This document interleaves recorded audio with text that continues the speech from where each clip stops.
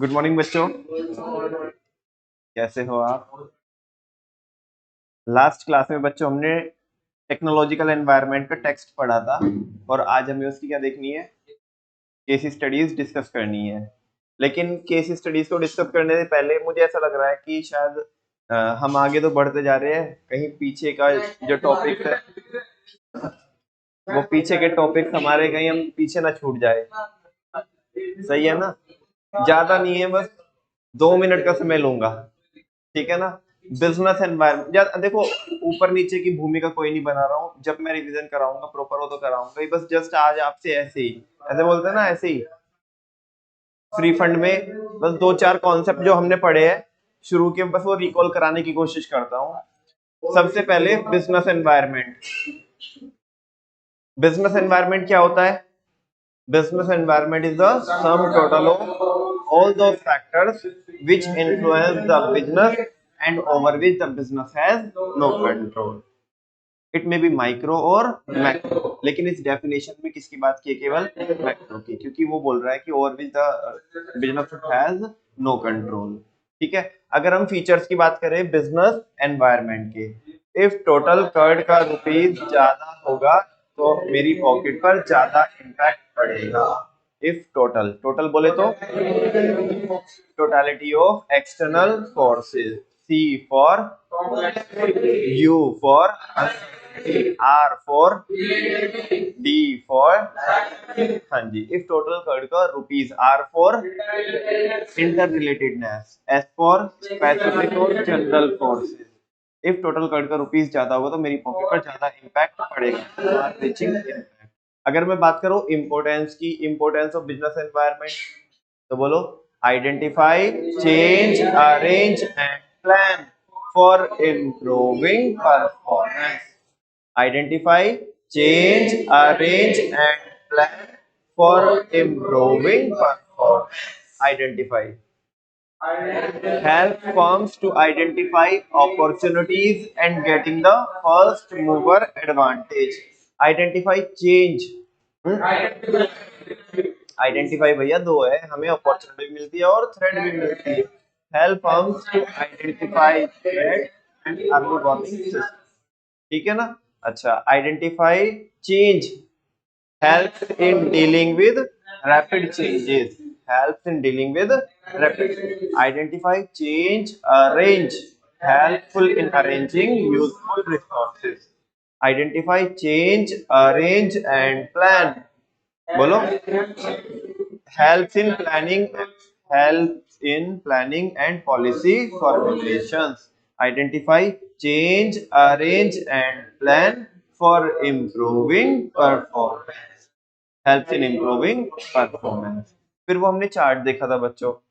Business environment को दो part में डिवाइड कर सकते हैं, माइक्रो और macro. Micro specific, macro general.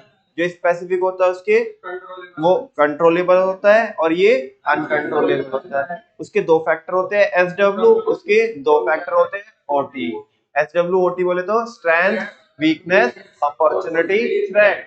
Strength, weakness, opportunity, threat. Strength क्या होती है? Inherent, inherent capability. क्या होती है? Inherent capability. और वीकनेस क्या होती है? Inherent limitation.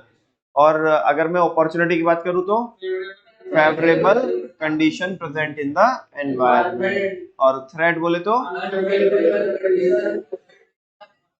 Unfavourable condition present in the environment, ठीक है ना? और शुरू के दोनों क्या होते हैं? एसडब्ल्यू इंटरनल होते हैं, ओटी एक्सटर्नल होते हैं। फिर हमने क्या पढ़ा बच्चों? माइक्रो यानी कि स्पेसिफिक एनवायरनमेंट और जनरल एनवायरनमेंट के बारे में पढ़ा, ठीक है ना? वो कहीं ना कहीं कवर हो गया, उसमें मैं जान रहा हूँ अभी। अच्छा चलो, बस एक काम करो, स्पेसिफिक के मेरे को 3-4 एग्जांपल बता दो। कस्टमर, सप्लायर, कॉम्पिटिटर, इंटरमीडियरीज, है ना? ये सारे लोग क्या है? Specific environment. एम्प्लॉइज भी इसके अंदर आते हैं स्पेसिफिक के अंदर, है ना? और क्या? Stakeholders. सारे स्टेक होल्डर नहीं है ना। स्टेक होल्डर पता है क्या होते हैं? तो फिर शेयर होल्डर कौन होते हैं? बेटा ऐसे ऐसे नहीं करते, गंदी बात होती है ना? स्टेक होल्डर को और शेयर होल्डर को एक जैसे कोई बना देते हैं।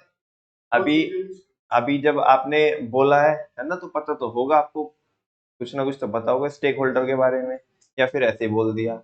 तो चलो आज आपका होमवर्क यही है कि what is the difference between stakeholders, stake STAKE, stakeholders and shareholders. Stake STAKE, stakeholders and shareholders. वैसे मार्केटिंग का टॉपिक है, मतलब मैं मार्केटिंग में बताता था, लेकिन कोई बात नहीं, अगर आपने अभी पूछ लिया तो एक बार रिसर्च करके आना, ठीक है? अच्छे से बताना, ऐसे नहीं। हाँ, चलो सुनो, मैं क्या बोल रहा था बच्चों, कहाँ पे था मैं? हाँ, customer, supplier, competitor, intermediaries, employees, ये सारे लोग कौन होते हैं? स्पेसिफिक एनवायरनमेंट का पार्ट होते हैं। लेकिन अगर हम बात करें किसकी, जनरल एनवायरनमेंट की, तो क्या होता है? पेस्ट ले, आंखों में आंखें डाल, मरने से पहले यार। हाँ, अगर आपको अपने बिजनेस को मरने से बचाना है तो आपको क्या करना पड़ेगा? ठीक है।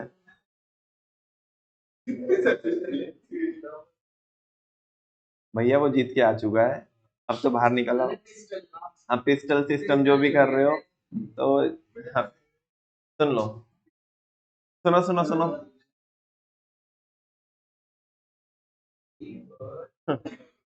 चलो, जब वर्मा जी बोल ही रही है तो शुरुआत कर ही दी है। P for, E for, S for, T for, L for, E for environmental.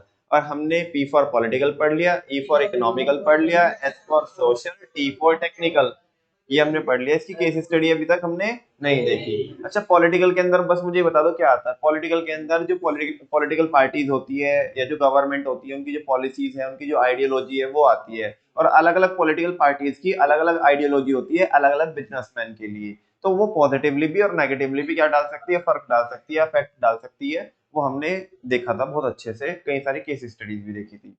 फिर दूसरा, इकोनॉमिकल, जितने भी इकोनॉमिक्स से सारे फैक्टर्स होते हैं, bank rate, repo rate, reverse repo rate, open market operation, CRR, SLR, inflation, deflation, surplus budget, deficit budget, BOP, surplus surplus BOP, surplus BOT, foreign exchange rate, nominal exchange rate, real exchange rate, nominal effective exchange rate, real effective exchange rate, ये सारी चीजें हमारे business के ऊपर क्या डालती है, फर्क डालती है। और ये मैंने कुछ कुछ नहीं बोला, ये मैंने ऑलरेडी जो आपको पढ़ाया है first second third fourth chapter की, वो सारी चीजें बोली, मनी सप्लाई रह गया, ठीक है ना?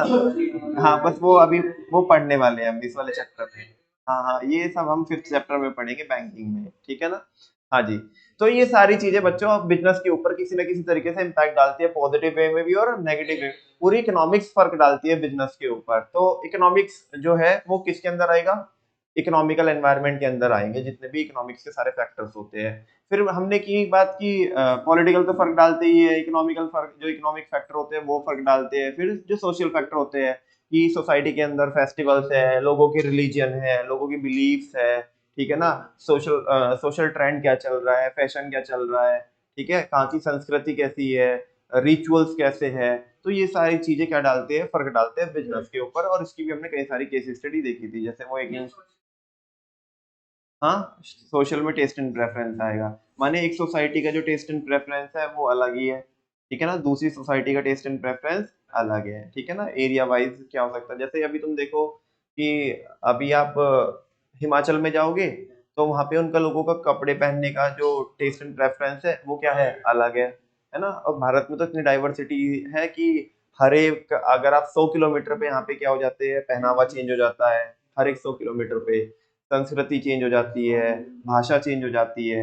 जो जो नदी हिमाचल में बहती है वो यूपी में आके बह है ना? तो इस तरह के ना, तो हिमाचल के लोग बड़े अच्छे, पहाड़ी लैंग्वेज होती है, बहुत अच्छे अदब से बोलते हैं, प्यार से बोलते हैं। लेकिन हमारे यहाँ थोड़ा जो वो है ना, एक वो लठ मार वाली जो भाषा होती है वो चलती है। मतलब कई बार तो ऐसा ऐसे बोलते हैं लोग कि नॉर्मली अगर बात भी कर रहे हो ना तो क्या भाई लड़ क्यों रहा है, ठीक है ना? तो इस तरीके से लोग बोलते हैं यहाँ पे। तो वो सोशल फैक्टर के अंदर आते हैं, और टेक्नोलॉजिकल फैक्टर में बच्चों ने जितने भी टेक्निकल फैक्टर्स थे सारे, साइंटिफिक इम्प्रूवमेंट से, इनोवेशन से, ठीक है ना, जो रिसर्च हो रही है, नए नए मेथड आ रहे हैं, आर्टिफिशियल इंटेलिजेंस, है ना, ये सारी चीजें मिल करके क्या डालती है, बिजनेस के ऊपर इफेक्ट डालती है, ठीक है ना। तो ये हमने टेक्नोलॉजिकल एनवायरनमेंट में देखा था, और इसके हमें केस स्टडी देखनी है तो वो देख लेते हैं।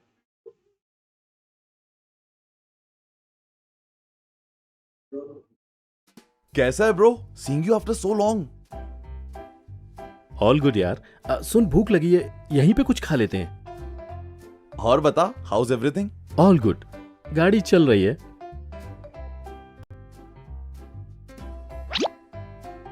रुक रुक रुक, मैं देता हूँ। अरे कैश ही नहीं है, और डेबिट कार्ड घर पे ही रह गया है। डेबिट कार्ड घर भूल गया? मैंने तो पर्पसली घर में छोड़ दिया। 2 बार डेबिट कार्ड फ्रॉड में फंस गया यार, but not any more. Mobile है ना, चल मोबाइल से कैश निकालते हैं। मोबाइल से कैश कैसे निकलेगा?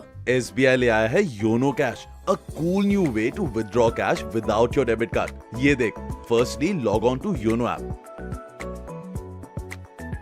Select YONO cash for self,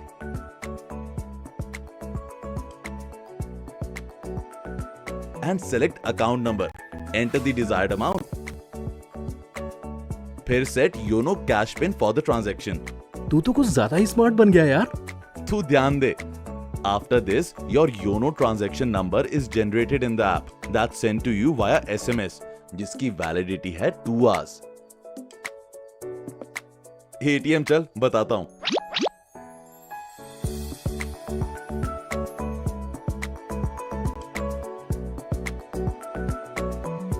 अब सिंपल, ट्रांजैक्शन नंबर डाल, अमाउंट डाल, एंटर पिन,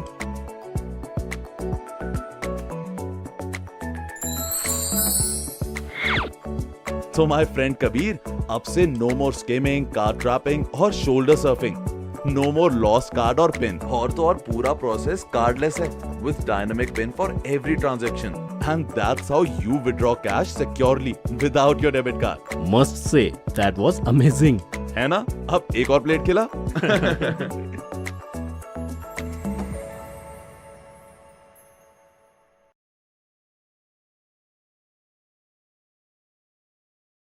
कई सारे बच्चे आप में से यूज भी करते होंगे योनो ऐप, ठीक है, और SBI नहीं करते हो यूज? अरे भैया, हम लाइट क्लास है, हम ICICI यूज करते हैं। कौन SBI में चक्कर काटे, लंच के बाद आना।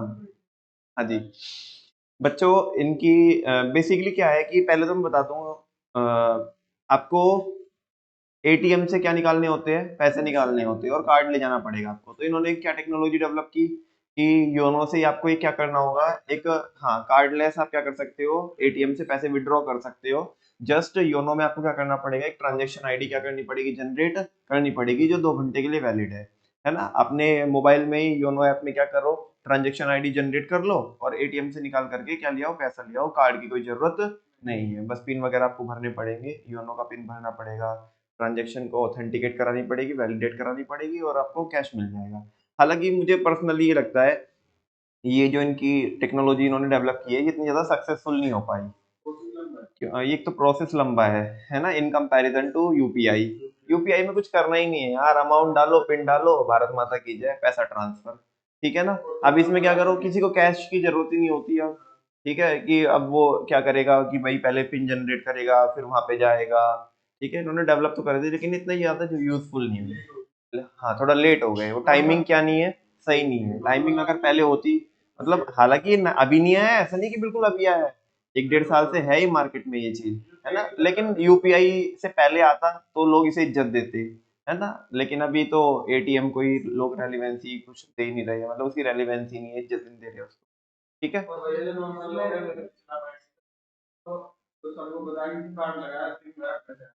हाँ, इसमें थोड़ा सा मतलब, वैसे तो कॉन्टेक्टलेस है ये, फ्रॉड वगैरह से तो बचा देगा, लेकिन हल्का सा लेंदी प्रोसीजर है।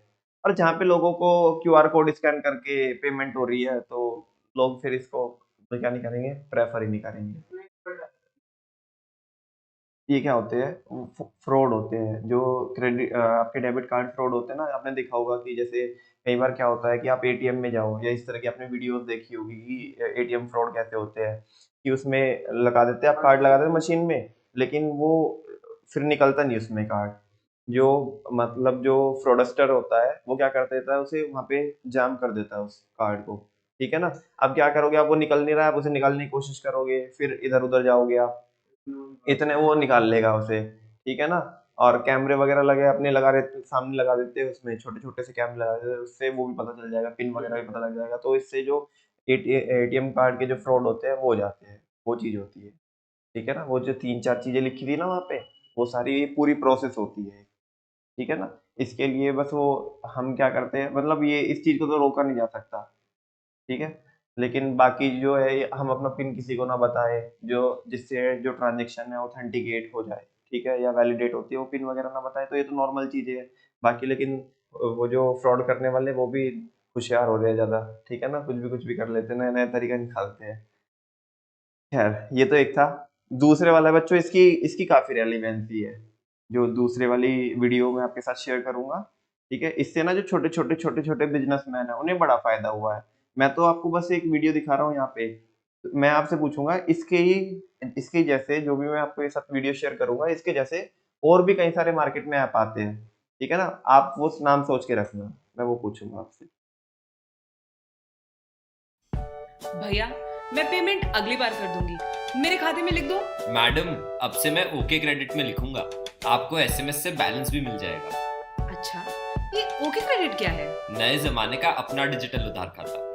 ओके, पर ये काम कैसे करता है?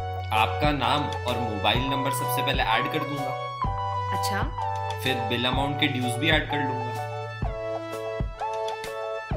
आपको एसएमएस से एक अपडेट भी आ जाएगा।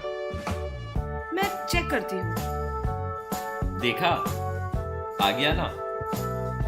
वाह, ये तो बड़े काम का ऐप है। बिल्कुल, उधार बही खाते की सारी सिरदर्दी ओवर। अब कहीं भी कभी भी किसी का भी बैलेंस चेक करो, और व्हाट्सएप की तरह है भी बिल्कुल। बधाई हो गुप्ता जी, आप तो बिजनेस में स्मार्टफोन यूज करने लगे। ओके क्रेडिट, डिजिटल इंडिया का डिजिटल उधार खाता। प्ले स्टोर में ओके क्रेडिट सर्च करें, इंस्टॉल करें और बनाएं अपना खाता।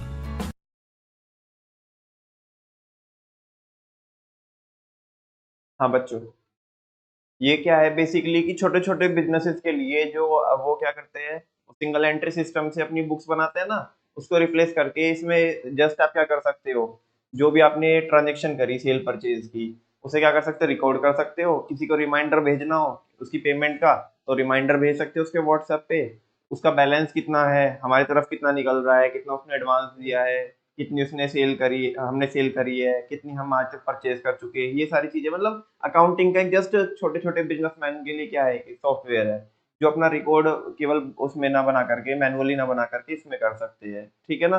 तो उनके लिए क्या हो जाएगा, काफी इजी हो जाएगा ना। मतलब जो जैसे किसी का तुमने देखा होगा, हमारे यहाँ पे सोसाइटी में क्या होता है कि पापा लोग क्या करते हैं, शाम को हिसाब छाटते हैं, सारा छाटते हैं ना, 1-1.5 घंटा उसी में लगा देते हैं, 2 घंटा उसी में लगा देते हैं, पूरे दिन का हिसाब किताब छाटने में। लेकिन इसमें क्या है कि हाथ के हाथ ट्रांजेक्शन रिकॉर्ड करो, तुम्हारे पापा को शाम का 1.5 से 2 घंटा बच जाएगा, है ना, क्योंकि वो सिंगल एंट्री सिस्टम में वो सारी चीज। अच्छा, जब भी कोई क्या करेगा, कोई अपना बैलेंस पूछने आएगा तो सारा जोड़ वगैरह करके सारा जब बताएंगे टोटल करके, लेकिन इसमें एकदम से आप डेट डालो, कहाँ से कहाँ तक का बैलेंस चाहिए, ये वगैरह वो सारी चीजें निकल जाएगी।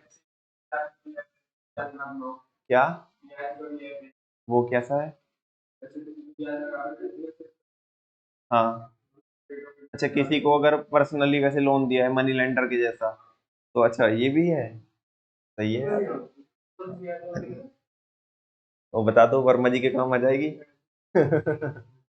सुनो, हाँ, इंटरेस्ट कैलकुलेट करके देगा, रेट डालो इंटरेस्ट का कि कितना रेट है, कितना टाइम, अमाउंट डालो, प्रिंसिपल अमाउंट, और कंपाउंड इंटरेस्ट लगाना है, सिंपल इंटरेस्ट लगाना है, तो प्रॉपर कैलकुलेट करके देगा।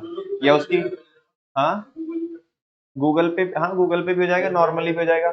इसमें कुछ और एक्स्ट्रा फीचर होंगे, इसमें ऐसे फीचर होंगे ना, अगर तुम कंपाउंड इंटरेस्ट लगाना चाहते हो 5 साल के लिए, 4 साल के लिए, 3 साल के लिए, और उसकी किस्त भी बनानी हो तुम्हें, है ना, कि उसमें ब्याज भी आ जाए और प्रिंसिपल भी आ जाए, तो वो किस्त भी बना के देगा कि भाई इतने इतने रुपए देगा तो हो जाएगा। हालांकि वो बहुत सिंपल होता है, किस्त निकालना वो तो मैं आपको बी पार्ट में समझाऊंगा बिजनेस के, जब हम शेयर मार्केट पढ़ेंगे। सुनो एक चीज, अच्छा मैंने आपसे पूछा था कि इसके जैसे ये है ओके क्रेडिट का, मैंने आपको एक एग्जांपल शेयर किया आपके साथ, ऐसी मार्केट में और भी कई सारे ऐप हैं। Very good. खाता बुक, खाता बुक बड़ा पॉपुलर है, बड़े सारे लोग यूज करते हैं खाता बुक को, ठीक है ना। और खाता बनाओ, अच्छा अपने मन से बोल रहा है तेरे चेहरे पे कॉन्फिडेंस तो दिख नहीं रहा, बस अपने मन से बोल रहा है। अच्छा एक आपने नाम सुना होगा, एक ठीक ठाक सॉफ्टवेयर है, बीजी का नाम सुना है? बीजी का नहीं सुना? बीजी का नाम नहीं सुना आपने?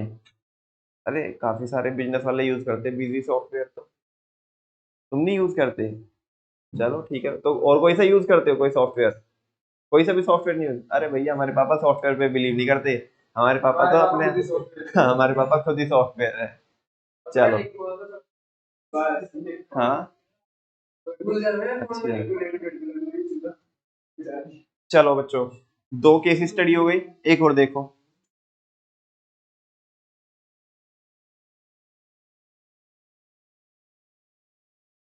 कॉन्फिडेंस ग्रुप ने देश में लॉन्च किया है अधिक सुरक्षित, वजन में हल्का तथा एलपीजी की मात्रा दिखाने वाला एलपीजी सिलेंडर गो गैस एलीट। कॉन्फिडेंस समूह ने हमेशा कुछ नया करने की सोची है और इसीलिए कॉन्फिडेंस समूह लाया है ये पारदर्शी सिलेंडर जिसमें गैस दिखती है, जो ब्लास्ट प्रूफ है यानी कभी ब्लास्ट नहीं होता है, और जो वजन में लाइट है यानी गो गैस एलाइट है। बदलते भारत की नई गैस गो गैस एलाइट। गो गैस एलीट अपनी फाइबर बॉडी की वजह से वजन में बहुत हल्का है, लोहे के सिलेंडर की तुलना में लगभग आधे वजन का। इसकी एलपीजी की मात्रा देख पाने के विशेष गुण के कारण गैस के स्तर की जांच कर सकते हैं और जान सकते हैं कि सिलेंडर में गैस कितनी है। ये 100% ब्लास्ट प्रूफ है क्योंकि एलीट की बनावट में आधुनिक तकनीक का इस्तेमाल किया गया है। गो गैस एलीट नई पीढ़ी के आधुनिक एलपीजी सिलेंडर, लाइट है लाइफ है। 2 किलो, 5 किलो, 10 किलो तथा 22 किलो के संस्करण में उपलब्ध।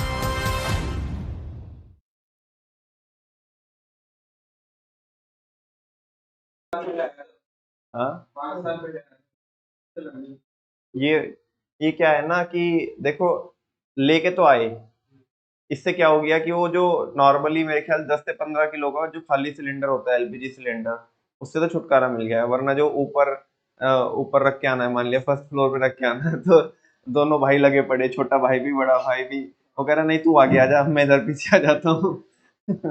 ठीक है, तो इस तरह से टेक्नोलॉजिकल एडवांसमेंट होते रहते हैं, लेकिन रूरल एरिया में बड़ा ज्यादा नहीं चला, ठीक है ना। और अर्बन एरिया में ये इसलिए नहीं चला क्योंकि वहाँ पे पाइपलाइन है, वहाँ पे तो वो आता है मीटर लगा होता है, तो उसका जैसे इलेक्ट्रिसिटी का बिल आता है वैसे ही गैस का बिल आता है, पानी का भी ऐसे ही रहता है, ठीक है। बिल्कुल ठीक है। और बच्चों चलो ये तो मैंने आपके साथ डिस्कस की ही है, लेकिन आज के टाइम पे chat GPT is one of the biggest example of technological environment, जिसने बड़ी सारी इंडस्ट्रीज को क्या करके रख दिया, डिसरप्ट करके रख दिया, ठीक है ना। चैट जीपीटी से बड़ा क्या हो गया, इजी हो गया लोगों के लिए, है ना। खासकर जो कंटेंट राइटिंग है, स्क्रिप्ट राइटिंग वगैरह हो गई, हाँ ऑफिस में भी अभी, हाँ कई सारी, एक मेरे ख्याल में अभी देख रहा था, कोई मेरे को नाम याद नहीं आ रहा अभी, माइंड से स्लिप हो गया, कोई कंट्री में भी बैन किया चैट जीपीटी को अभी वहाँ पे, क्योंकि जो स्टूडेंट्स थे वो अपने कॉलेजेस में, स्कूल से जो असाइनमेंट थे उनको करने में उसको यूज कर रहे थे। लोड ही नहीं लेना दिमाग पे, ठीक है, डालो आपकी रिक्वायरमेंट डालो भाई, वो तुम्हारे पलक झपकते ही उसके पहले सारी रिक्वायरमेंट में जनरेट करके दे देगा तुम्हारी जितनी भी है, ठीक है। नेक्स्ट है बच्चों लीगल एनवायरनमेंट। क्या है लीगल एनवायरनमेंट? बच्चों जितने भी कानून होते, कानून एक्ट, देश के अंदर अगर आपको बिजनेस करना है तो कानून के दायरे में रह करके करना पड़ेगा। और जब भी कानून चेंज होगा, लेट्स सपोज जीएसटी में कुछ चेंज आते हैं, इसमें चेंज आते हैं, तो जीएसटी बच्चों ये गवर्नमेंट की पॉलिसी नहीं है। जैसे बजट है, बजट, ठीक है ना, बजट के अंदर वो क्या लेके आते हैं, कई सारी पॉलिसीज लेके आते हैं, लेकिन वो लीगल एनवायरनमेंट का पार्ट नहीं होती, तो वो तो पॉलिटिकल का पार्ट बनेगी। लेकिन जब कोई कानून पास होता है हमारी पार्लियामेंट में और वो बिजनेस के ऊपर इंपैक्ट डालता है या तो फेवरेबली या अनफेवरेबली, तो वो किसके अंदर आता है बच्चों, लीगल एनवायरनमेंट के अंदर। जैसे अगर कोई कंपनी है तो कंपनी के ऊपर कौन सा एक्ट लगता है, कंपनीज एक्ट 2013। अगर कंपनीज एक्ट में कोई चेंज आएंगे तो वो उस बिजनेस के ऊपर क्या पड़ सकता है, इम्पैक्ट पड़ सकता है। बड़े सारे देश के अंदर कानून है, the payment of bonus act है, ठीक है ना, कंपनीज एक्ट है आपका, और ये है इनकम टैक्स एक्ट है, income tax act 1961, partnership Act 1932, the Indian Partnership Act 1932 के बारे में आप पढ़ के आए थोड़ा सा, तो उसमें अगर चेंज होगा तो पार्टनरशिप पे फर्क पड़ेगा। कोऑपरेटिव सोसाइटीज एक्ट 1912, उसमें चेंजेस आएंगे तो वो उसमें फर्क पड़ेगा। बड़े सारे एक्ट है बच्चों, फैमा है, सिक्योरिटीज कॉन्ट्रैक्ट रेगुलेशन एक्ट है, ठीक है, फॉरेन एक्सचेंज मैनेजमेंट, ये पहले फेरा हुआ करता था, फॉरेन एक्सचेंज रेगुलेशन एक्ट। तो देश के अंदर बड़े सारे कानून है जो एक बिजनेस वाले को क्या करने होते हैं, फॉलो करने होते हैं, जिनका कंप्लायंस करना होता है।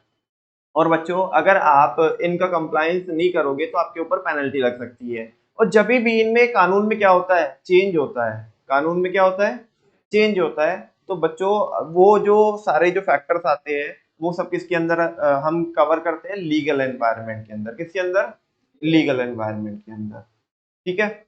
अभी समझो आप, जैसे बच्चों एक रिक्वायरमेंट है हमारे देश के अंदर, कंपनीज एक्ट की एक रिक्वायरमेंट है कि कोई भी कंपनी डिविडेंड जब दे सकती है जब उसने पहले जो उसका अनएब्जॉर्ब्ड डेप्रिसिएशन है ना, अनएब्जॉर्ब्ड डेप्रिसिएशन, उसको क्या किया, उसने चार्ज किया हो।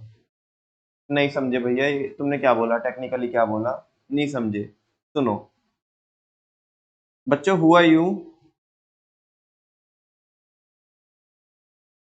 कि अभी करंट ईयर में कौन सा ईयर चल रहा है बताना, मैं करता हूं 22-23 की बात। 22-23 में बच्चों हमने 500 करोड़ रुपए का प्रॉफिट जनरेट किया, ठीक है ना।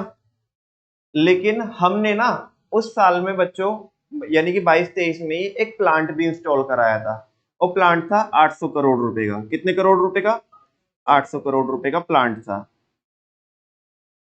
ठीक है।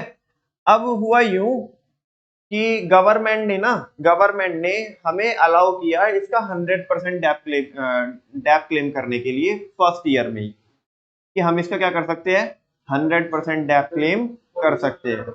हाँ, जो पॉल्यूशन इक्विपमेंट्स वगैरह होते हैं, तो कुछ एसेट्स ऐसी होती है जिनका डेप्रिसिएशन आप फर्स्ट ईयर में ही 100% क्या कर सकते हो, क्लेम कर सकते हो। मैं आपसे पूछना चाहता हूँ बच्चों, जब आप आपकी बुक्स में 800 करोड़ का क्या डालोगे, डेप्रिसिएशन डालोगे एक ही साल में। नॉर्मली तो जो डेप्रिसिएशन है, लेट्स से आप 10% 20% हर साल डालते, तो अगर 20% डालते तो 160 करोड़ रुपए हर साल डालते डेप्रिसिएशन के। लेकिन इस बार आपका जो ग्रोस प्रॉफिट हुआ है वो 500 करोड़ हुआ है। नॉर्मली अगर हम डालते तो 500 करोड़ में से 160 करोड़ का हम क्या डाल देते, डेप्रिसिएशन डाल देते, बाकी 340 का आपका क्या आता, नेट प्रॉफिट आता। क्या आता, नेट प्रॉफिट। लेकिन बच्चों गवर्नमेंट ने क्योंकि हमें अलाउ कर दिया कि हमने जो प्लांट लगाया है वो एलिजिबल है क्या लेने के लिए, 100% का डेप्रिसिएशन क्लेम करने के लिए, तो हमारा जो ग्रोस प्रॉफिट है वो तो 500 करोड़ है, और हमने डेप्रिसिएशन डाल दिया बच्चों कितने का, 100%, 800 करोड़। कितना, 800 करोड़। तो मैं आपसे पूछना चाहता हूँ, हमारे बुक्स ऑफ अकाउंट्स में 300 करोड़ का लॉस आ जाएगा, नेट लॉस आएगा या नहीं आएगा, हाँ बोलो, बात समझ में आ रही है ना। अच्छा, ये जो यानी कि हमारा जो डेप्रिसिएशन है, डेप्रिसिएशन 500 करोड़ का है वो तो एब्जॉर्ब हो गया, लेकिन 300 करोड़ का क्या नहीं हो पाया, एब्जॉर्ब नहीं हो पाया, क्योंकि हमारे उतने प्रॉफिट नहीं थे। तो कंपनीज एक्ट ये बोलता है कि अगर आपको 23-24 में डिविडेंड डिक्लेयर करना है, क्या डिक्लेयर करना है, डिविडेंड डिक्लेयर करना है, तो आप डिविडेंड डिक्लेयर जब भी कर सकते हो, पहले ये 300 करोड़ के क्या करो, जो अनएब्जॉर्ब्ड डेप्रिसिएशन है ना, अनएब्जॉर्ब्ड डेप्रिसिएशन है, पहले इसे क्या करो, सेट ऑफ करो। क्या करो, इस बार हमारे 1200 करोड़ रुपए का प्रॉफिट आया है, ग्रोस प्रॉफिट। तो अभी हम चाहते हैं कि 1200 करोड़ रुपए एज अ डिविडेंड हम क्या कर दे, डिक्लेयर कर दे, तो हम नहीं कर सकते, है ना। हमें क्या करना है, पहले इस साल का भी डेप्रिसिएशन होगा, मान लिया अगर हुआ तो फिलहाल मैं मान के चल रहा हूँ कि कोई नहीं है, क्योंकि मैंने कोई नई एसेट्स नहीं ली, ठीक है। तो मेरे को बस क्या करना होगा, 300 करोड़ का पहले वो सेट ऑफ करना होगा, और अब मैं कितने में से दे सकता हूँ, 900 करोड़ रुपए में से क्या कर सकता हूँ बच्चों, डिविडेंड दे सकता हूँ। बात समझ में आ रही है। अच्छा, अभी तो क्या है, अभी करंट में ये लॉ है, और अभी अगर ये लॉ हटा दिया जाए कि चाहे अनएब्जॉर्ब्ड डेप्रिसिएशन हो या ना हो, इससे कोई फर्क नहीं पड़ता, आप करंट ईयर के जो प्रॉफिट आए हैं उनमें से क्या दे सकते हो, आप डिविडेंड दे सकते हो, चाहे सारा के सारे 1200 के 1200 करोड़ डिविडेंड दे सकते हो। अब लॉ ऐसा हो गया, सपोज दैट मैं आपसे पूछना चाहता हूँ क्या इनके ऊपर फर्क पड़ेगा या नहीं पड़ेगा? पड़ेगा कंपनी के ऊपर। पहले ये डिविडेंड कम दे पा रहे थे, अभी ये डिविडेंड ज्यादा दे पा रहे, ठीक है ना। तो ऐसे बड़े सारे कानून होते हैं बच्चों, ठीक है। अभी करंट का अगर एग्जांपल लो तो गेमिंग वगैरह पे गवर्नमेंट क्या लेके आने वाली है, जीएसटी लेके आने वाली है, तो उनके ऊपर इंपैक्ट नहीं पड़ेगा लीगल एनवायरनमेंट, क्योंकि सीजीएसटी का अपना एक्ट है और एसजीएसटी का अपना एक्ट है, आईजीएसटी का अपना एक्ट है। तो जो भी एक्ट, जो कानून जो कहाँ से पास होते हैं, संसद से पास होते हैं, जिनका इम्पैक्ट बिजनेस के ऊपर पड़ता है, तो वो सारी चीजें किस में आती है, लीगल एनवायरनमेंट में। किस में आती है? देश के अंदर बच्चों बड़े सारे कानून है हमारे यहाँ पे।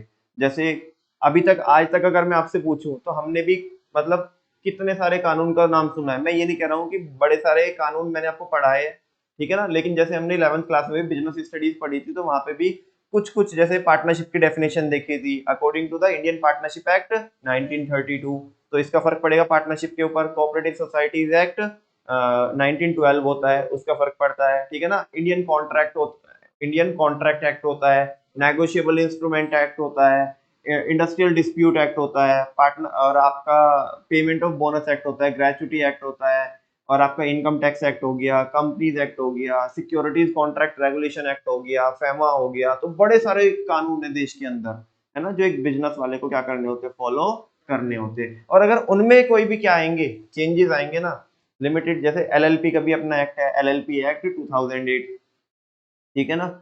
और भी बहुत सारे एक्ट है यार, बहुत सारे एक्ट है। एक मैं कल कल भी बात कर रहा था आपके साथ में, पामला की बात कर रहा था, prevention of money laundering act, ठीक है ना। तो और भी एबीसी है, आर्बिट्रेशन एंड कंसिलिएशन एक्ट 1996। तो देश के अंदर बड़े सारे ऐसे कानून हैं जो एक बिजनेस वाले को, जो बिजनेसमैन है, बिजनेस कम्युनिटीज को क्या करने होते हैं, फॉलो करने होते हैं। आप कानून से जाकर के बाहर तो नहीं बिजनेस कर सकते ना, ठीक है। आप इलीगल चीजों में स्मगलिंग करने लगे आप, तो नहीं कर सकते ना, ठीक है। आपको कानून को फॉलो करना ही पड़ेगा बच्चों, ठीक है। और अगर उस कानून में कोई भी चेंज आता है तो वो आपके ऊपर पॉजिटिव फर्क भी डाल सकता है और नेगेटिव भी। जैसे सिंपल एग्जांपल लेता हूं, अभी गवर्नमेंट 30% टैक्स चार्ज कर रही है कंपनी से, फ्लैट। कंपनी चाहे 1 रुपए का भी प्रॉफिट कमाए तो उसके ऊपर फ्लैट कितने रुपए का, सॉरी कितने परसेंट का चार्ज लगेगा, टैक्स कितना चार्ज करेंगे वो, 30%। और 30% तो ये बेसिक रेट है, इसके ऊपर सरचार्ज है और सेस वगैरह मिला करके, वो सारी चीज मिला करके ये जो परसेंटेज है वो 45 to 50% तक जाती है। यानी कि अगर तुमने 100 रुपए कमाए तो सरकार ये बोल रही है किसी कंपनी को ईमानदारी से लगभग 45 रुपए तो हमें दे दो ईमानदारी से, ठीक है ना। तो ये चीज है। अभी अगर ये इनकम टैक्स के रेट कम कर दिए जाएंगे, कम कर दिए जाएंगे, तो उनके ऊपर फेवरेबल इम्पैक्ट पड़ेगा नहीं पड़ेगा?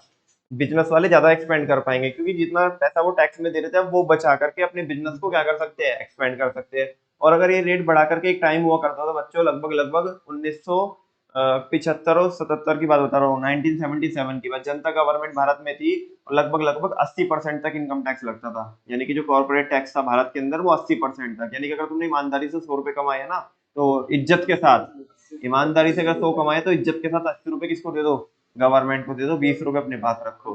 फिर उसमें से भी तुम्हें वो देना है, इनडायरेक्ट टैक्स देना है जब जैसी चीजें परचेज करोगे। तो कुछ नहीं है, मतलब जो भी कर रहे हैं सब सरकार के लिए कर रहे थे, ठीक है ना। तो अगर रेट में कम ज्यादा होगा तो आपके ऊपर पॉजिटिव और नेगेटिव फर्क पड़ सकता है, ठीक है। अभी जैसे क्या है कि अभी हमारे यहाँ पे बच्चों 2.5 लाख रुपए तक की इनकम पे, इंडिविजुअल की बात कर रहा हूँ, इंडिविजुअल की इनकम पे 2.5 लाख रुपए तक कोई टैक्स नहीं लगता। अगर आप 2.5 लाख रुपए तक कमाते हो तो कोई टैक्स नहीं लगेगा। इनफैक्ट वो क्या है, वो जो लिमिट है बेसिकली 5 लाख तक हो जाती है। कितनी हो जाती है? क्योंकि इनकम टैक्स एक्ट में एक सेक्शन है, सेक्शन 87A, तो 87A की रिबेट मिल जाती है, वो अलग चीज है। 87A की रिबेट मिल जाती है 12,500 रुपए की। 2.5 लाख रुपए से लेकर के 5 लाख रुपए तक 5% टैक्स होता है। और अगर आप 2.5 लाख रुपए से लेकर के 5 लाख रुपए तक कितनी हो गई, जो अमाउंट हुई कितनी हुई, 2.5 लाख। 2.5 लाख पे 5% लगाओगे तो कितना बनेगा बच्चों, 12,500। 12,500 रुपए तक की जो रिबेट है आप ले सकते हो 87A के अंदर, ठीक है। तो इसका मतलब आज के टाइम पे लगभग 5 लाख रुपए तक की इनकम जो है हमारी वो टैक्स फ्री है। लेकिन अगर 5 लाख रुपए के एक भी ऊपर आपकी 1 रुपए की भी ऊपर इनकम हुई ना, तो फिर आपको पूरा का पूरा टैक्स देना पड़ेगा। यानी कि अगर तुम 5 लाख रुपए इनकम दिखाते हो तो तुम्हें जीरो टैक्स पे करना है। लेकिन अगर तुम्हारी 5 लाख 1 रुपए की इनकम है ना, तो लगभग लगभग बच्चों आपको 13,000 रुपए के करीबन क्या देना पड़ेगा, टैक्स देना पड़ेगा 1 रुपए की इनकम फालतू दिखाने से। आज के टाइम पे करंटली ऐसा है। लेकिन अभी गवर्नमेंट ने क्या किया है, अभी अगले वाले जो असेसमेंट ईयर आएगा उसमें गवर्नमेंट ने 7 लाख रुपए तक की इनकम को क्या किया है, टैक्स फ्री किया है ना। ऐसा लोगों को इन्फ्लुएंस करने, इलेक्शन है ना, तो इस वाले बजट में आया था। अब वो इस वाले बजट में आया था तो इस साल एप्लीकेबल है वो, लेकिन रिटर्न लोग कब भरेंगे, इस साल की, अगले साल भरेंगे। ठीक है, हालांकि उसमें कोई इन्होंने पागल ही बनाया है, नुकसान है उसमें। क्योंकि जब हम 5 लाख रुपए तक की इनकम क्या करते थे, क्लेम करते थे, उस पर कोई टैक्स नहीं देना होता था। इनफैक्ट अगर हमारी 7-8 लाख रुपए 10 लाख रुपए तक की भी इनकम है ना, तो उस पे भी में कोई टैक्स नहीं देना होता था, क्योंकि और भी बड़ी सारी डिडक्शन होती है, जिनकी बात ये कर रहा था कि 80C की डिडक्शन मिलती है, 80D की डिडक्शन मिलती है, 80DD की डिडक्शन मिलती है, 80U की डिडक्शन मिलती है, 80G की डिडक्शन मिलती है। ऐसे बड़ी सारी डिडक्शन मिलती थी, ठीक है ना, जिनकी बात हमने गवर्नमेंट बजट वाले चैप्टर में की थी, थोड़ा सा हल्का सा उसमें हमने डिस्कस किया था। लेकिन अब गवर्नमेंट ने बोला कि 7 लाख रुपए तक की इनकम तुम्हारी क्या हो जाएगी, टैक्स फ्री हो जाएगी, लेकिन तुम कोई डिडक्शन क्लेम नहीं कर सकते। तो उसमें नुकसान है लोगों को कहीं ना कहीं, ठीक है ना। अब ये जैसे बजट आता है तो ये न्यूज वाले चिल्ला चिल्ला के बताते तो है गवर्नमेंट ने कर दिया 7 लाख रुपए तक की इनकम टैक्स फ्री, लोगों को दिया तोहफा। अबे तोहफा नहीं दिया, फालतू मत बकवास करो, तुम्हें क्या पता बे, ठीक है ना। अब इनकम टैक्स पढ़ा नहीं है, बस चिल्लाना शुरू कर दिया, क्योंकि गवर्नमेंट की वो करते हैं ना, पैरवी करते हैं ना, गवर्नमेंट की, गवर्नमेंट के लिए काम कर रहे हैं। हाँ, पैसा मिलता है, हाँ, पैसे के भूखे हैं। अब पढ़ा वढ़ा कुछ है नहीं, लोगों को पागल बनाते हैं, ठीक है। लोग बन भी जाते हैं, हाँ, तभी तो जाकर के वोट करके आते हैं फिर। क्या डिडक्शंस वगैरह, हाँ, तो उसका सर दर्द कम होएगा, ऐसे क्लाइंट का तो नुकसान होगा ना। मतलब बेसिकली जो बंदा है उसका तो नुकसान होगा ना। पहले वो 10 लाख रुपए तक की भी इनकम शो करके कोई भी टैक्स नहीं, मैं मतलब ऐसे नहीं कह रहा हूँ, फ्रॉड करके नहीं बोल रहा हूँ। जो लीगल जो लीगल फ्रेमवर्क है उसके अंदर रह करके ही 10 लाख रुपए की तक की अगर तुम्हारी इनकम है, तो कुछ इन्वेस्टमेंट वगैरह हम कराते थे अपने क्लाइंट से, और वो इनकम को 5 लाख से नीचे लेके आते थे, तो उसे कोई टैक्स नहीं देना होता था, है ना। अभी वो कोई इन्वेस्टमेंट करेगा नहीं। इससे क्या होगा, देखो, जब अभी देख, ध्यान से सुनना बच्चों, जब हमने गवर्नमेंट बजट में पढ़ा था ना, गवर्नमेंट बजट के ऑब्जेक्टिव पढ़े थे, कौन कौन से याद है आपको? पहला, रीएलोकेशन ऑफ रिसोर्सेज। दूसरा, reducing inequalities in income and wealth. तीसरा, इकोनॉमिक स्टेबिलिटी। चौथा, इकोनॉमिक ग्रोथ। बस यहीं पे आ जाओ, पांचवी छठे की मैं बात नहीं कर रहा हूँ। हालांकि चलो, अगर तुम बोलना चाहो तो बोल सकते हो, मैनेजमेंट ऑफ पीएसयूज और रिड्यूसिंग रीजनल डिस्पैरिटीज। 6 ऑब्जेक्टिव है, मैं चौथे की बात कर रहा हूँ, इकोनॉमिक ग्रोथ की, है ना। इकोनॉमिक ग्रोथ में कि गवर्नमेंट, वहां पे हमने पढ़ा था कि गवर्नमेंट ऐसी पॉलिसीज लेकर के आती है जिनसे सेविंग और इन्वेस्टमेंट बढ़े, ठीक है ना। अब ध्यान से देखना, गवर्नमेंट ने क्या किया, ये 7 लाख रुपए तक का क्या कर दिया, बोले इनकम टैक्स कुछ नहीं देना है आपको, लेकिन इससे नुकसान है, देश को भी नुकसान है, लेकिन उन्होंने अपने फायदे के लिए, जब ताकि लोगों को पागल बनाया जा सके, क्योंकि इलेक्शन है ना। अभी सुनो कैसे, कि 7 लाख रुपए तक की इनकम पे तो कोई टैक्स मना कर दिया इन्होंने, कि कोई टैक्स नहीं ले रहे हैं, लेकिन डिडक्शन तो खत्म कर दी ना, है ना। जहाँ पे एक बंदा 10 लाख रुपए तक भी अपनी इनकम कमा करके जीरो टैक्स दे सकता था, वहां पे अब वो लिमिट कितनी हो गई, 7 हो गई। उसे 3 लाख रुपए की इनकम पे टैक्स, मतलब 3 लाख की तो कहने की बात है, एक्चुअल में ऊपर अगर जाएंगे तो उसके सारी पे जो पिछली भी इनकम है ना, उस पर भी टैक्स देना होता है, ठीक है। उसे नुकसान। दूसरा, देश को नुकसान, क्योंकि देश में जो इकोनॉमिक ग्रोथ हो सकती थी, जो इन्वेस्टमेंट आती अलग अलग सेक्टर में, जैसे हमने पीपीएफ में इन्वेस्ट किया, सुकन्या समृद्धि योजना में क्या किया, इन्वेस्ट किया, तो अब वो लोग करेंगे नहीं, क्योंकि डिडक्शन तो क्या कर दी, खत्म कर दी। तो देश की जो इकोनॉमिक ग्रोथ होगी वो भी क्या होगी, रुकेगी। बस जस्ट सामने से, क्योंकि ऐसा लग रहा है, और देखो भैया, पहले तो 2.5 लाख रुपए तक की इनकम पे टैक्स नहीं लगता था, अभी 7 लाख तक पे लगे, ये मोदी जी ने तोहफा दिया है। तो ये जस्ट ये दिखाने के लिए क्या हुआ है, गवर्नमेंट ने ऐसा किया, लेकिन इसका कई मायनों में क्या है, नुकसान है। तो अब अगर ऐसा होगा तो देखो फर्क पड़ेगा ना, बिजनेस कम्युनिटी के ऊपर क्या पड़ेगा, फर्क पड़ेगा, ठीक है ना। पॉजिटिव वे में भी पड़ सकता है, नेगेटिव वे में भी पड़ सकता है। तो ये कानून है बच्चों, बड़े सारे कानून है। शेष और नो, एक बार, हाँ, एक सेकंड रुक जाओ, एक बार पढ़ के देखोगे आप, लीगल एनवायरनमेंट पढ़ के देखना क्या लिखा है।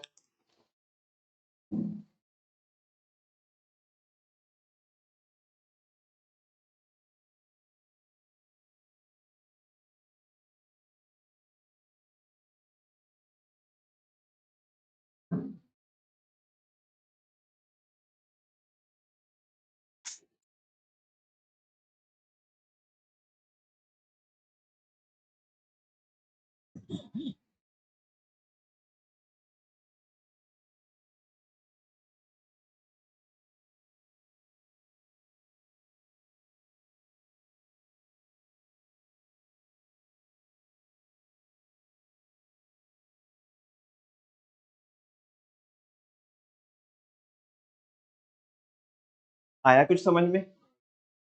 It includes the laws and various legislations.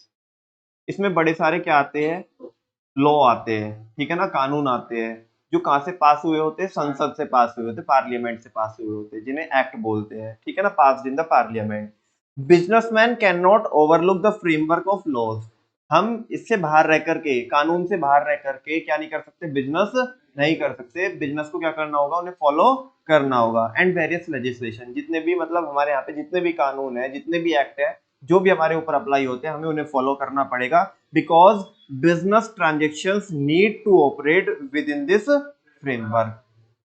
क्योंकि जो बिजनेस ट्रांजेक्शन है, हमें इस फ्रेमवर्क के अंदर रह करके ही क्या करनी है, ऑपरेट करनी है, ठीक है ना। Non compliance of these laws, अगर आप क्या करते हो, नॉन कंप्लायंस रहता है इनका, यानी कि अगर आप इन्हें फॉलो नहीं करते हो, तो ये बोल रहे हैं कैन कॉज लीगल प्रॉब्लम। तो आपको क्या हो सकती है, लीगल प्रॉब्लम हो सकती है, नोटिस आ सकता है, आपके ऊपर पेनल्टी लग सकती है, जो ऑफिसर इन डिफॉल्ट है या कंपनी के ऊपर पेनल्टी लग जाएगी, और ऑफिसर इन डिफॉल्ट के ऊपर भी पेनल्टी लगेगी, साथ में जेल भी हो सकती है। वो देखना पड़ेगा कि उस कानून में क्या प्रावधान दिया है, कि कितना फाइन लगेगा, कितनी पेनल्टी होगी, या कितनी जेल होगी, ठीक है ना, या जेल है भी या नहीं भी है, ठीक है। For the business enterprise to be successful in India, business terms में आपको अगर सक्सेसफुल होना है भारत में, तो every business enterprise must have a working knowledge of various laws. तो आपको कई सारे कानून की क्या होनी चाहिए, नॉलेज, जैसे कि कंपनीज एक्ट 2013 की नॉलेज होनी चाहिए, competition act 2002, income tax act 1961, the payment of bonus act 1965, और ऐसे सैकड़ों लॉ है, सैकड़ों लॉ, ठीक है ना, जिनकी आपको क्या होनी चाहिए, ऊपर ऊपर से, मतलब बहुत ज्यादा डीप में तो नॉलेज नहीं हो सकती, लेकिन ऊपर ऊपर से आपको पता होना चाहिए कि भाई इसमें थोड़े जो चीजें एटलीस्ट आपकी बिजनेस में काम आती है डे टू डे बेसिस पे, एटलीस्ट उनके बारे में तो हमें पता होना चाहिए, ठीक है ना। हाँ, फॉरेन एक्सचेंज रेट कानून है कोई नहीं, फॉरेन एक्सचेंज रेट तो डे टू डे बेसिस पे निकल रहा है, वो कानून में तो चेंज नहीं हो रहा ना, वो तो इकोनॉमिक फैक्टर है। और तूने क्या बोला, ऑप्शन में क्या दिए थे तूने, सोशल का क्या मतलब है फॉरेन एक्सचेंज रेट का? अरे तू इकोनॉमिकल एनवायरनमेंट है वो, ठीक है ना, क्योंकि वो इकोनॉमिक्स के अंदर आता है, ठीक है। गवर्नमेंट फॉरेन एक्सचेंज रेट पे टैक्स कैसे लगाएगी? सुनो, ध्यान से सुनो, मैं फ्रेम करता हूँ तेरा क्वेश्चन कि तू क्या पूछना चाहता है। अगर हम करेंसी एक्सचेंज करते हैं, क्या करते हैं, करेंसी एक्सचेंज करते हैं, और सारे बच्चों को ये पता है, हम बिजनेस उसमें इकोनॉमिक्स में पढ़ गया है कि करेंसी एक्सचेंज हम जो करते हैं वो एडी के साथ करते हैं। किसके साथ करते हैं? एडी कौन होता है? Authorised dealer. कौन होता है?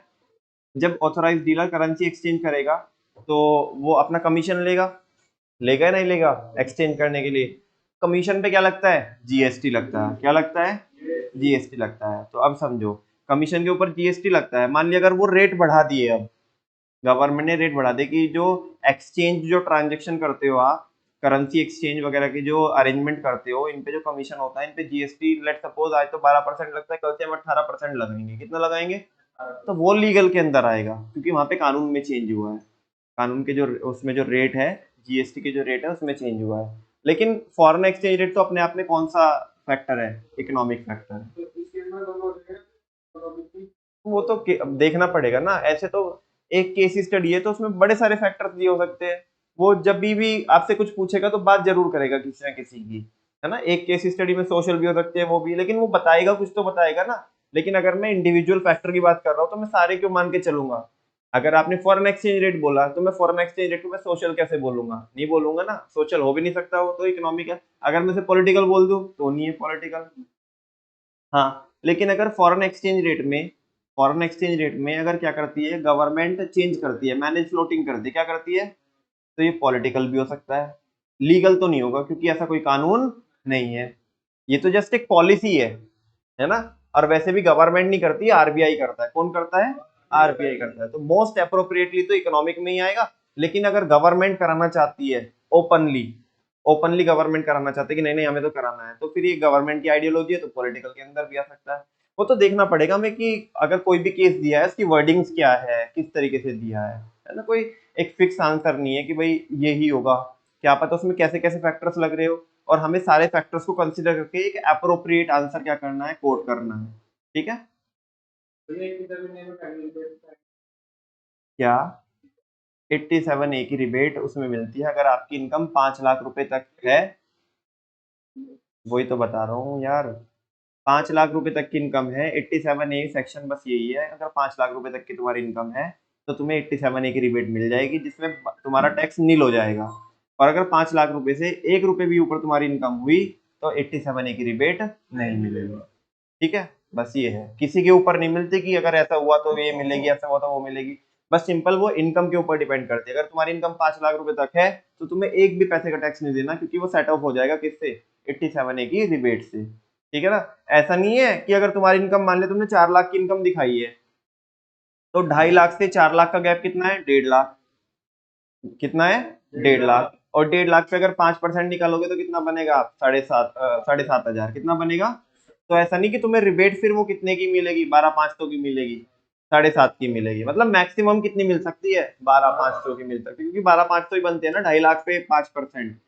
तो उसकी ऐसी कोई रिक्वायरमेंट नहीं है कि भाई अगर ऐसा होगा तो जब मिलेगी रिबेट, ऐसा हुआ तो जब मिलेगी। वो प्योर इनकम के ऊपर डिपेंड करती है कि अगर इनकम 5 लाख रुपए तक है तो मिलेगी रिबेट, वरना 1 पैसे की रिबेट नहीं मिलेगी। अगर 1 रुपए भी तुम्हारी इनकम हो गई ना ऊपर, तो टैक्स देना पड़ेगा, 12,500 का टैक्स वो बनेगा, प्लस ऊपर वाली जितनी भी इनकम होगी 5 लाख के ऊपर जितनी भी इनकम होगी, ठीक है ना, उसका क्या बनेगा? टैक्स बनेगा, और जो भी रेट होगा, और प्लस साथ में आपको सेस देना पड़ेगा। 4% का सेस लगता है। सेस के बारे में मैंने पहले बताया ना आपको, हेल्थ एंड एजुकेशन सेस लगता है 4%, वो टैक्स की अमाउंट पे लगता है। ठीक है। लास्ट इसमें एक बुलेट है, these laws affect the working of an enterprise indirectly. ये जो लॉ होते हैं ये किसी भी बिजनेस की वर्किंग को क्या करते हैं? इनडायरेक्टली इम्पैक्ट करते हैं। डायरेक्टली भी कर सकते हैं अगर सीधा सीधा मेरे ही रिगार्डिंग क्या हुआ है, लॉ चेंज हुआ है। ठीक है ना। तो वैसा आज के लिए बच्चों इतना ही रखते हैं, और मेनली हमारा ये जो टॉपिक है पूरा हो गया। एनवायरमेंटल फैक्टर में या एनवायरमेंट में इतना टाइम नहीं लगेगा, या अगर अभी देखना चाहो तो अभी देख सकते हैं, हम उसे अभी खत्म कर लो। एनवायरमेंट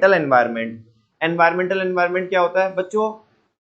वेदर चेंज होना, लाइटनिंग होना, है ना, थंडर होना, जो जो नेचर से क्या पढ़ते हैं, नेचर के जो फैक्टर्स होते हैं जो बिजनेस के ऊपर क्या डालते हैं? इम्पैक्ट डालते हैं। थोड़ा से सुन लो क्योंकि टाइम हमारा हो गया, क्योंकि मेरे को इस पे और भी अच्छे अच्छे एग्जांपल डिस्कस करने हैं। तो बिजनेस के ऊपर फर्क डालते हैं। जैसे मैं आपको बताऊं, अगर बच्चों बहुत ज्यादा मौसम खराब हो तो फ्लाइट्स क्या हो सकती है? कैंसिल हो सकती है, डिले हो सकती है। इनफैक्ट हमारे भारत के अंदर जो रेलवे है, रेलवे 24-36 घंटे तक क्या हो जाती है? डिले हो जाती है, कोहरा पड़ने से। सर्दियों में देखना आप, ठीक है ना। अभी तुमने देखा था कि एक हाईवे पे कोई तो मैं हाईवे पे देख रहा था कि कोई हाईवे पे क्या हुआ कि बहुत ज्यादा कोहरा था, और एक के बाद एक गाड़ी ठुकती गई, ठीक है ना। लगभग 1-1.5 किलोमीटर तक ऐसा रहा, क्योंकि सामने से पता ही नहीं पड़ रहा कि है क्या, वो सीधा आके गाड़ी ठुकती जा रही है, और बस लोग उनमें निकलते जा रहे हैं ताकि पीछे से आके कोई ठोक ना दे। ठीक है ना। अगर ऐसा होगा तो इंश्योरेंस कंपनी के ऊपर मैं आपसे पूछना चाहता हूँ, पॉजिटिव इम्पैक्ट पड़ेगा, नेगेटिव इम्पैक्ट पड़ेगा? नेगेटिव इम्पैक्ट पड़ेगा, क्योंकि उन्हें क्लेम क्या करने पड़ जाएंगे? ज्यादा देने पड़ जाएंगे, है ना। तो ऐसे फार्मर के ऊपर भी क्या पड़ता है? फर्क पड़ता है नेचुरल फैक्टर्स का। तो बड़े सारे फैक्टर्स होते हैं, कल मैं इनको डिस्कस करूंगा। ठीक है ना। होटल इंडस्ट्री के ऊपर फर्क पड़ सकता है। एक बार हमने डिस्कस किया था कि लोग मनाली जाते क्यों हैं?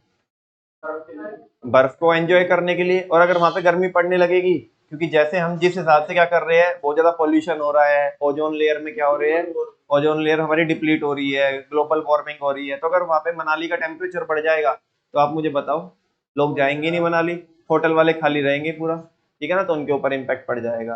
तो और भी बड़ी सारी इंडस्ट्रीज है जिनके ऊपर एनवायरनमेंट का फर्क पड़ता है, ये हम कल देख लेंगे। थोड़ा हल्का सा मैंने आपको आज आइडिया दे दिया। थैंक यू वेरी मच बच्चों, बाकी कल करेंगे।